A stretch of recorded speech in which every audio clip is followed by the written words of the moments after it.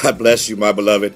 I greet you after a worship service at Progressive Baptist Church. And as I sit here in my office, I am overjoyed with what God is doing among us and how God is leading us, loving us, and taking us to new levels. Professor Johnny Lee Lane helped us this morning to understand the evolution of gospel music. He took us again to a higher level as he explained to us about Thomas Dorsey and how he was used of God to do great things in the Christian community, especially the African American community, to teach us theology through music and to take us to great places through the music that he helped to orchestrate, write, and deliver to us as a people. Then God gave me a major word for us as we move into November. We're doing a series of sermons called Your Personal Pain Creates Powerful Praise.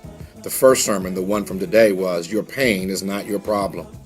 Now, as we opened that text up today and looked at Job chapters 1 and 2, we discovered that pain comes oftentimes as God's messenger to let us know that some things are not always in alignment. He helps us to see what's what and to know where things are going. But whatever we know, we found out this is vital, that whether God allows it or whether God sends it, pain is always controlled by God. You and I must understand as we face the pains of life that God is in control. That helps us because whatever comes, we know that the God who is in control has the power and the ability to make things better and to make things different. That's what sustains our faith and strengthens us as we go through our struggle. Now, here's what we discovered about things today. We learned that because God is in control, you and I can never let what happens to us determine what happens inside us. We cannot allow external circumstances to determine our internal peace, power, or prosperity, because the Bible makes clear that greater is He who is within you than he who's in the world. We also learned that we cannot let what people say about our situation determine what we say about God. Job's wife told him, "You ought to curse God and die and throw away your integrity." But Job told her, "How dare you say that to me about my God? Shall I accept good from him only and not evil as well?" He understood that just because God allowed something bad to happen didn't mean that he could say anything bad about the God who had been so good to him.